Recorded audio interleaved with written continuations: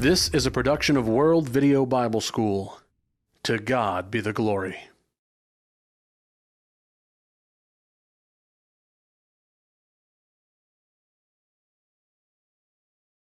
I'm glad you're still studying with us in the book of Genesis.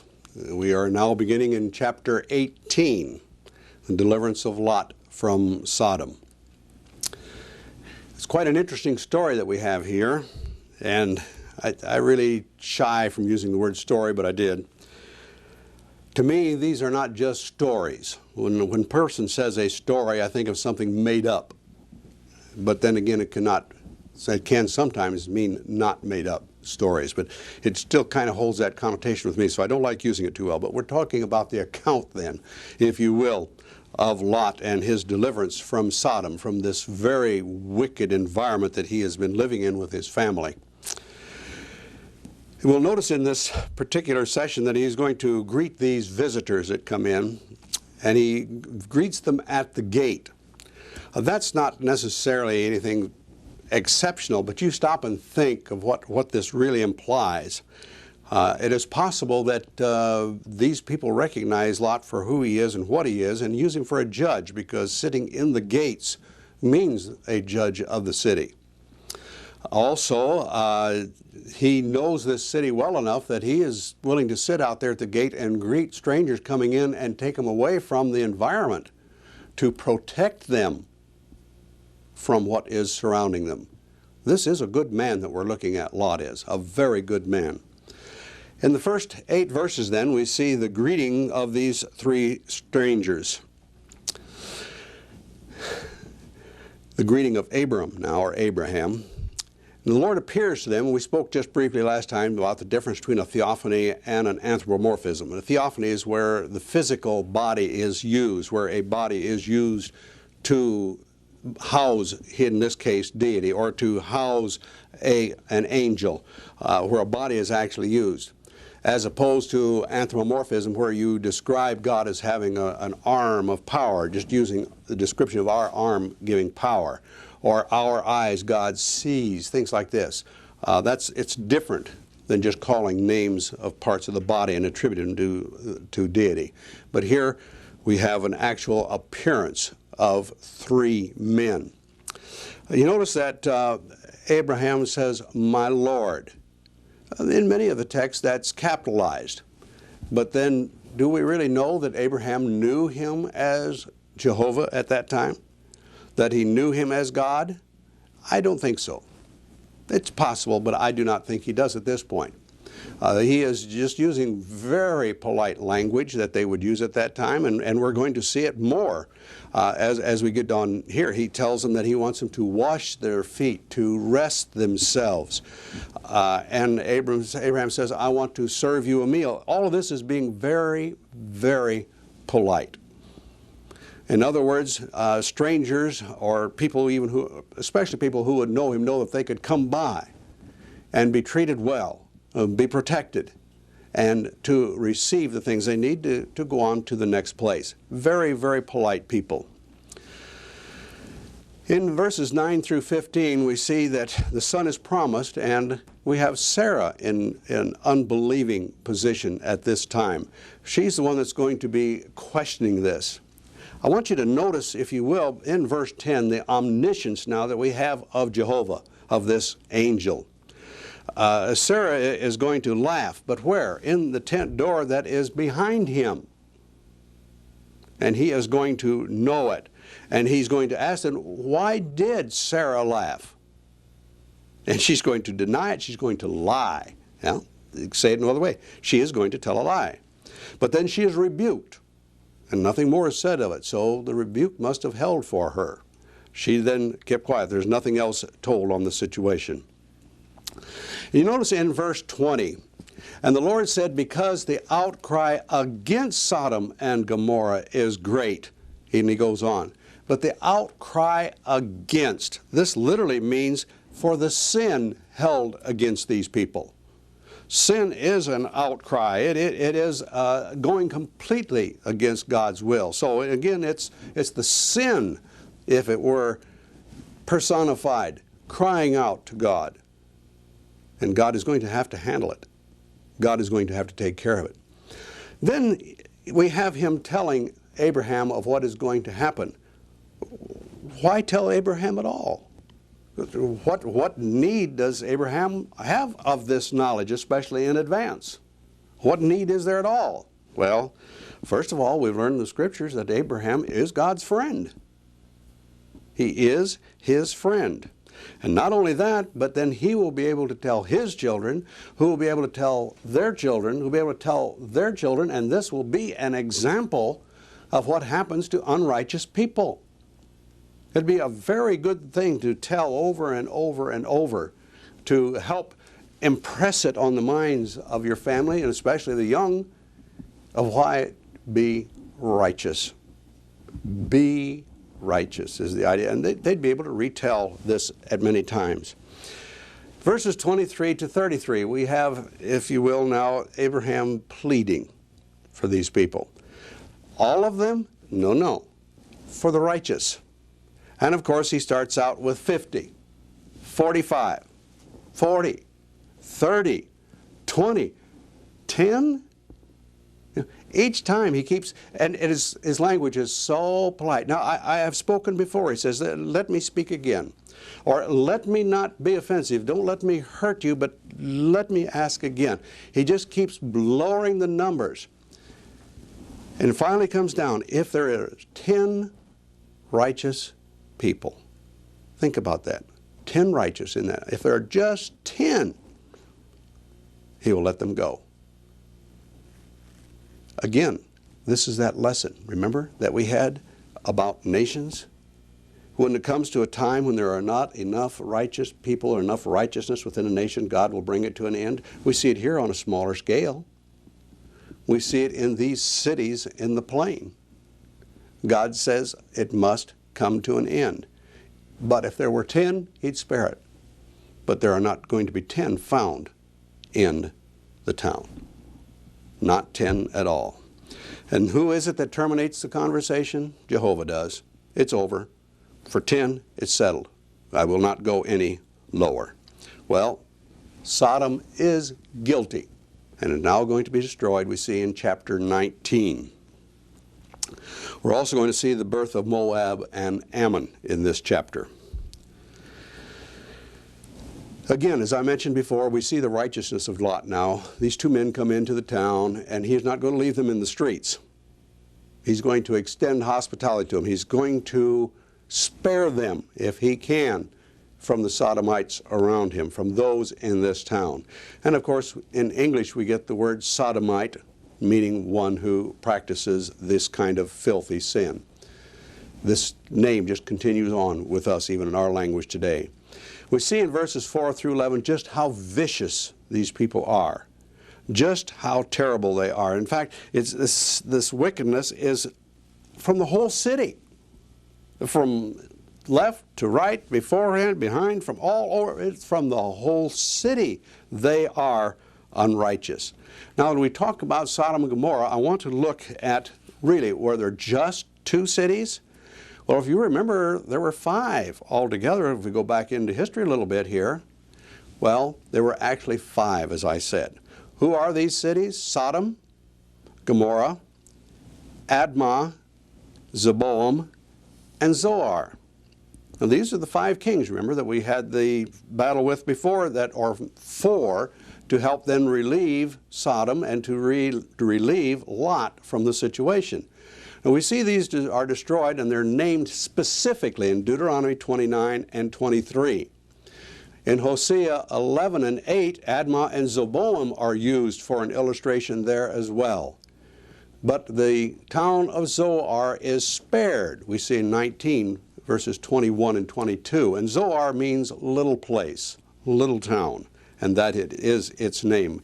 So actually there are 5 cities, 4 are going to be destroyed, but we just normally hear of Sodom and Gomorrah. We don't hear of Admah and Zeboam very often. It's hardly ever mentioned when people talk about it.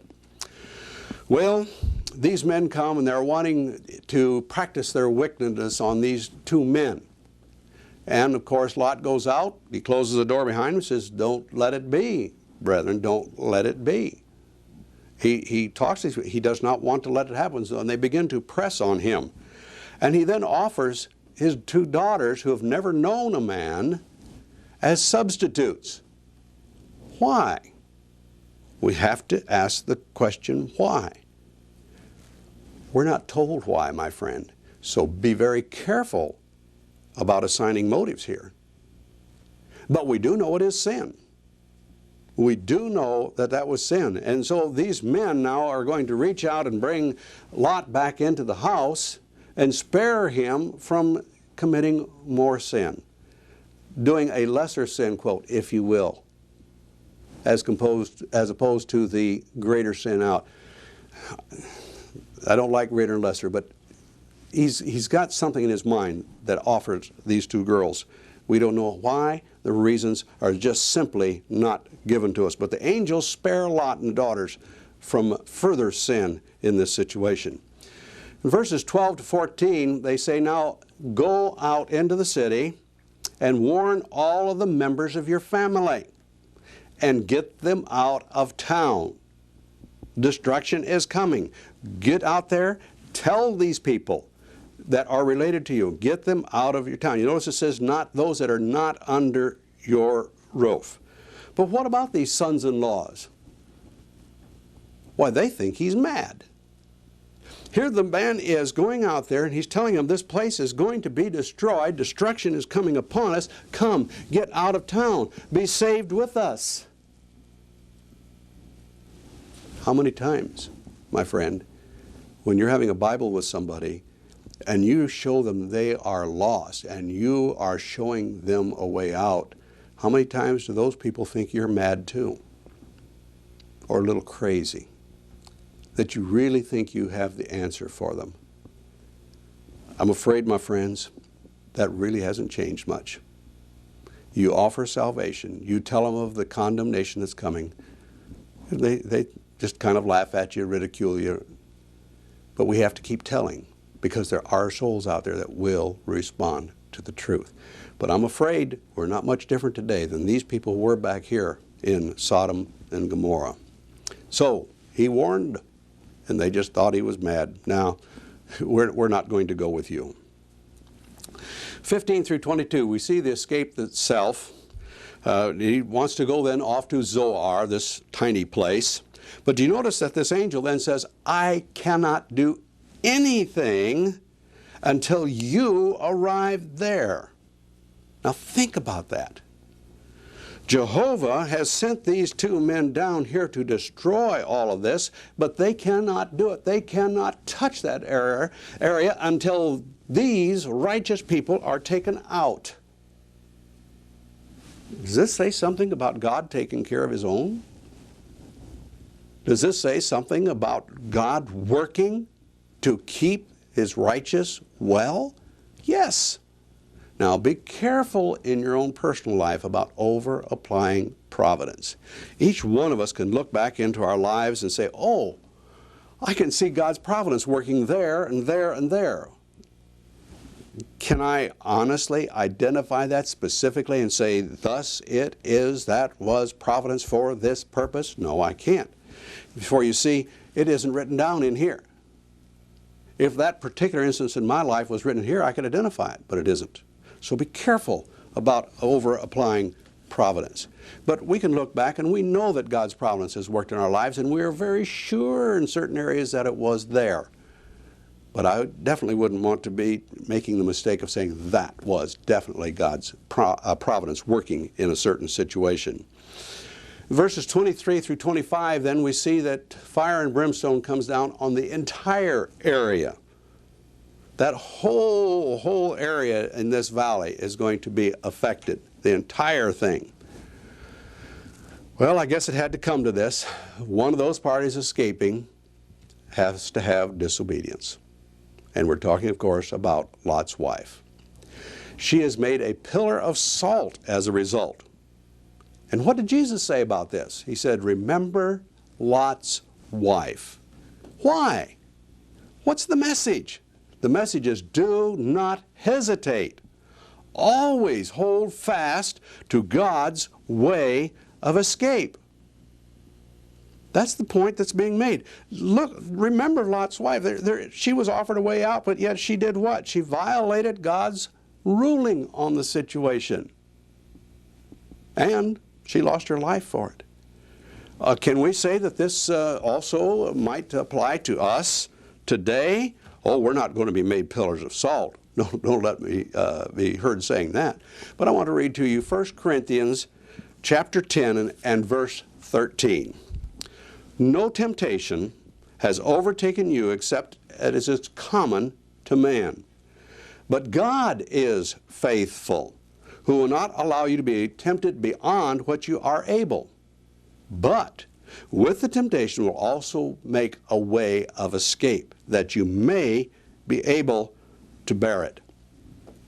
Now, a couple other passages to go along with this would be Hebrews chapter 4, verse 16, and 2 Peter 2, verse 9. They essentially say the same thing. In fact, the Hebrews one gives the idea of help coming, just it were in English, as we have that saying, by the skin of your teeth. In other words, just in the nick of time. Just exactly when you need to have the way of escape, it's going to be there, and God will provide it. But, my friends, He doesn't force us to take it, just as He did not force Lot's wife. He offers the way of escape to us. It's our responsibility then to look for the way of escape and get out. I think of Joseph later on, as we're going to be coming up in the latter chapters of this book. Think about him and about the temptation that came to him with Potiphar's wife. He looked around and there was nothing else to do but to run out of that room. Was that his way of escape? Yes. He's put in prison, but well, we'll talk about those things when we get there. It was God's providence, though, but there was a way of escape. There was for these people, there will be for you and me. We have that promise from God. We have the promise from God. There is a way out. God will have it there for you and me. And He did for these people. And the angel acknowledged it. I cannot do anything. I can do nothing until you're gone, excuse me, gone and out of here. He needs to have these people move on so that He can do what He needs to do. Excuse me, please. Now, we see in verse 29 that Lot is spared for Abraham's sake. In James 5 and 16, we will learn that the prayers of a righteous man availeth or worketh much. I can understand Abraham praying for Lot and him being spared. Can you? I can, very definitely. But also in 2 Peter chapter 2, verses 6 and 7, Lot himself is referred to as a righteous man. And so we have here two men, if you will, one praying for him and this one then being concerned, but being a God-fearing man, and in this case obeying him immediately. Well, he's seen the workings of God around him. He's seen it through Abraham. He's seen it before that. This man understands, and he is also a righteous person. We need to be careful, do we not, when we look back at some of the things that we might accuse him of and wonder about God's taking care of him. But you see, if he's a righteous man, he's looked at his life, he's confessed his sin, and he's come back to God. He is a righteous man. Well, we see incest coming up with these two daughters and Lot. It's sad. We see it in verses 30 through 38. The girls seem to have a good motive, a seed to our father. It seems that they have a good motive, but stop and think about where had they been living? They'd been living in Sodom. They had other sisters, remember? Lot went to the sons-in-laws and they thought he was mad. They had other sisters. They were destroyed in all of this. But are these two girls also affected a little bit by the surroundings that they came out of? I really kind of imagine that they were affected by that, aren't you? We need to be careful of the environments that we have our children in and help as much as we can with our grandchildren. But we need to help get them out of those environments. But if they go into those environments, oh, the strong strength you have to help them come through it. Oh, there are so many things pulling. And we can see it back here that there was so much of the city pulling on these girls. And you wonder, has it pulled upon them too hard? Are they giving in to just some of the ways? Well, moving on now, chapter 20. We're going to have Abraham and Abimelech. Incidentally, Abimelech is not a personal name. It means king, the king of the area, that particular king, Abimelech. What do we have? Well, we lied, did we not? Abraham, did he not lie to Pharaoh back in chapter 12? Are we going to find it coming up again? Yes, right here and now. And he's going to claim again that Sarah is his sister. But Abimelech has a dream. Restore Sarah. Uh-oh. Do not commit adultery with her. Do not take her. Now this brings up a question, right? I mean, I've heard recently, even over the last 20 years, I've heard people say, well, you know, you have to be in a covenant relationship with God in order to come up under the laws for adultery and things in the New Testament. That if you're not in a covenant relationship, then you're not responsible to the laws regarding marriage, divorce, and remarriage. So no matter how many times you've divorced and remarried, you can come to God and be right in this last marriage, even though it was adulterous before. It'll make it good. Baptism will make it good. No.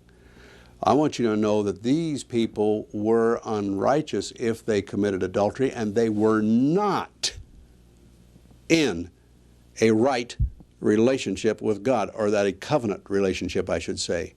Abimelech was not in a covenant relationship with God, but yet he could commit adultery. And God says to him, don't do it.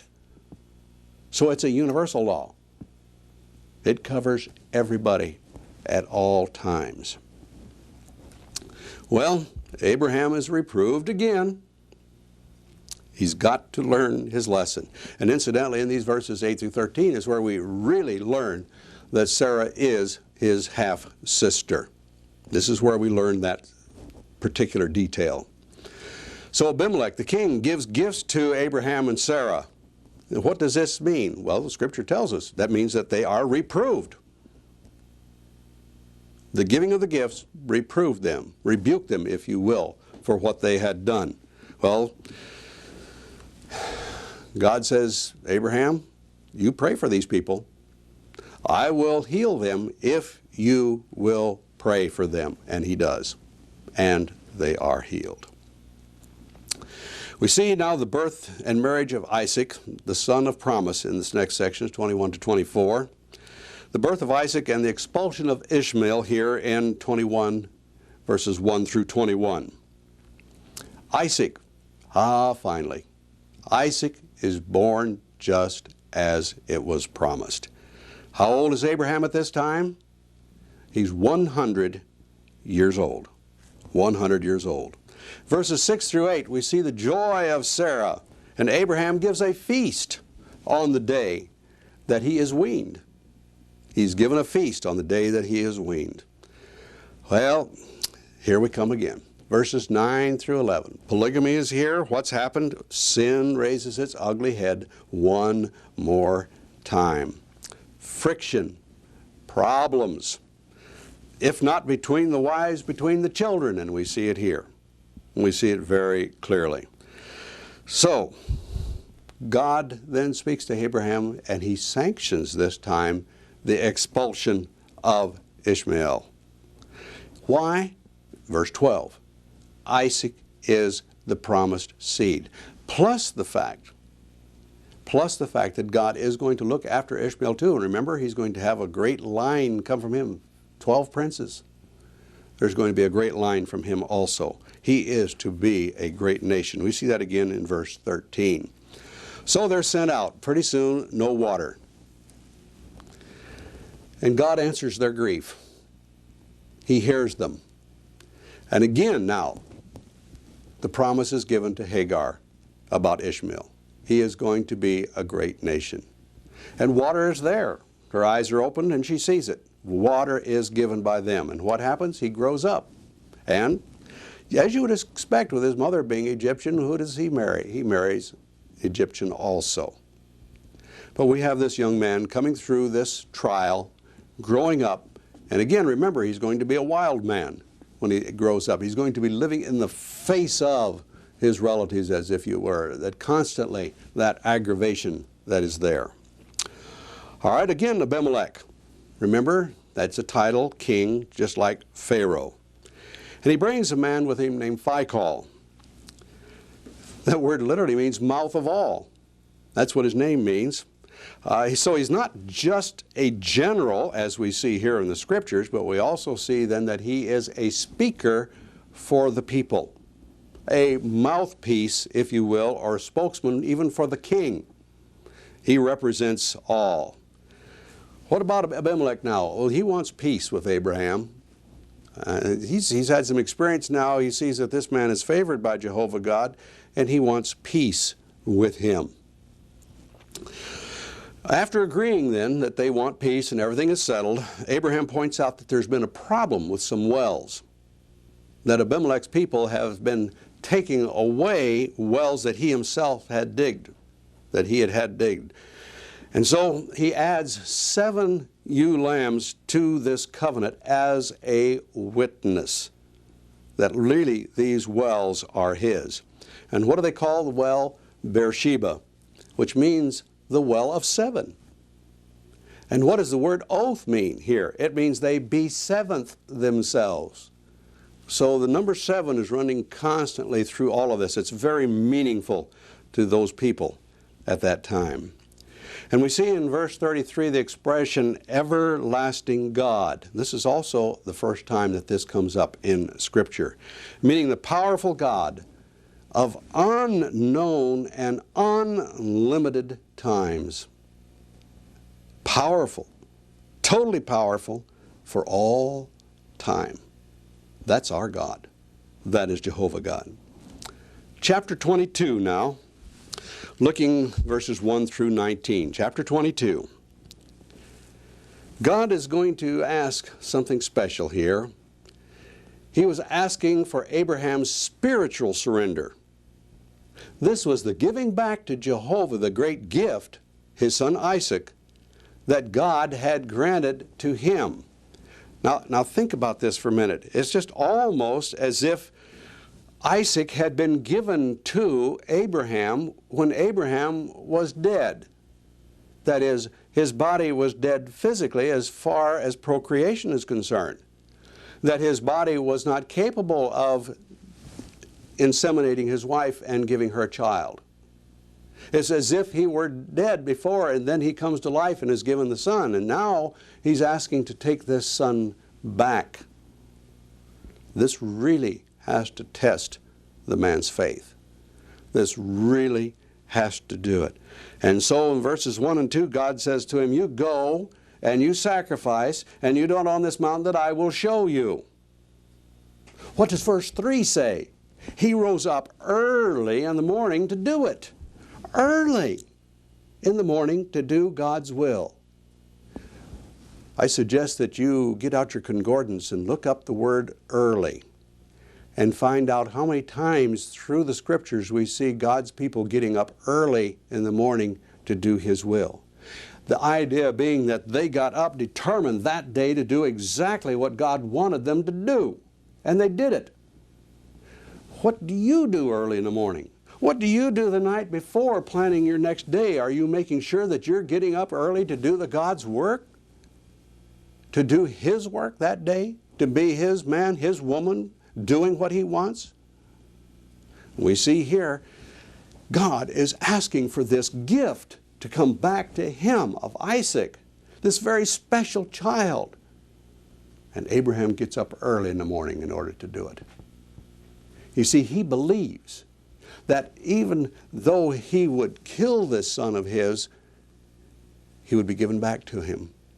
He could even be raised for him. For you see, just as if Abraham's body was dead before and then now could reproduce, just as he would kill Isaac, now God could give him back to him. What faith this man has in Jehovah God. Wonderful faith. Let's look at Hebrews 11. This confirms what we're talking about. Hebrews 11, verses 17 through 19. Hebrews 11, 17 to 19. By faith, Abraham, when he was tested, offered up Isaac. And he who received the promises offered up his only begotten son, of whom it was said, in Isaac your seed shall be called. Accounting that God was able to raise him up, even from the dead, from which he also received him in a figurative sense. So you see, he received him, as it were, from a dead situation. But he says, God, you can raise him from the dead. I will make that sacrifice. I will make that sacrifice. What a wonderful, wonderful man this is. Well, they have to travel 3 days. That's quite a ways out to have to make a sacrifice. Who's carrying this wood? Isaac is. So you see, Isaac is not a small child. He's carrying the wood for the sacrifice. We estimate that he's probably somewhere between 16 and 20 years old at this time. So he's not just a child 4, 5, or 6 years old that's being taken up there. We're talking about a young man, a man with strength in his body. This young man is being taken up for the sacrifice. He is able to carry the wood. Isaac has a question for Dad. Where's the lamb? Where do I find this lamb? And God said Abraham says God will provide for himself a lamb. And that's exactly what's going to happen. But you see, in faith, he says that. And the angel of the Lord himself, Jehovah, does provide the lamb. Now, this was a proving for their sake, not for God's sake. God didn't have to have this to know what was in their hearts, but this then proved to themselves. It proved to Abraham that he had the faith that God even would raise him from the dead. But it also tells me something else, my friend. It tells me of the faith that has been passed on to the son Isaac. This man could have fought. This man could have run. He could have done anything to keep from being tied up and placed up there on the altar to be a sacrifice. He could have resisted, but he didn't. He offered himself, literally, did he not? He had the faith that his father had. Oh, that says a lot for Isaac to me. We don't have a whole lot on Isaac here within the Scriptures. We don't have a whole lot of it. But this tells me a lot about him right here, that he let his father bind him and put him up there for a sacrifice. Well, again, we have the covenant is repeated. What did we have? Did God provide a lamb? He most certainly did. It was right there in the bush. It was able to be taken out and given to God, and he was worshipped at that time. What a wonderful God we have. Well, we see the listing of Nahor's descendants in chapter 22, verses 20 through 24. And Abraham's brother's son, Bethuel, is Rebekah's father. So you see, the wife is going to come really within the family.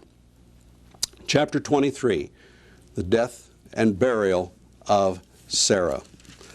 Sad times come in every life, don't they? Sad time now here for Abraham. She dies at Hebron at 127 years of age. Well, that means that she got to see this young man Isaac for about 27 years. And got to see him really into the prime of strength and of being a young man. To see him grow and to be strong and to see the faith that he was showing in Jehovah. Well, Abraham is to buy a grave now within one day, as the custom of then was. And we see that custom coming on down through even later. But within one day. And he is a foreigner. He declares that he's a foreigner. He's a stranger in this land. Now, what does this mean? It means that he's not a landowner. That he owns no property. He is foreign. He is strange to this area. And he also says that he is a sojourner. Today we might say squatter. somebody that just kind of comes in and sets down for a while. He has no permanent dwelling place. He lives in a tent. He has no permanent dwelling place. He has no permanent property, no real estate with which to settle at all. Well, how about us? We buy real estate many times. We have things about us, and we become part of the country, but are we really? Is this really where our citizenship is? We are Christians. Our citizenship is in heaven, not here. We are just sojourners. We are foreigners in this land. Oh yes, we may buy property here and there, but we're not to be of this world. In it, yes. Of it, no, not at all. So what is the purchase price? 400 shekels is settled upon. Well, how much would that be? That'd be maybe $100,000. We're talking about a lot of money for this piece of land. And then we have verses 17 through 20, the description of the land and for her burial. Chapter 24, going in now to Isaac's marriages. Or I'm sorry, Isaac's marriage is where we have it outlined in our outline here. Abraham's instructions to his head servant. What are they? First of all, find a wife for Isaac from among my brethren, and do not take Isaac to that land. And the servant swears to obey. This is a good servant. This man is really, really going to do what Abraham tells him to do. He is a good man. But you notice that he doesn't want to take a wife. Abraham doesn't want to take a wife for his son from these people. He needs to go back to where he come from to get somebody over there. Well, we know again providence is working here. God is helping in the total situation. And then in verses 10 through 14, we see the servant swears, and then his prayer at Nahor. His prayer for guidance. And he does get it. Jehovah answers his prayer. And who is it? Yes, we know already. It is Rebekah. And we see very clearly that this servant is a worshiper of Jehovah. We're going to quit at this point and come back next time right here at the beginning of chapter 24. Read, say, 20 through 30 for the next section. See you then.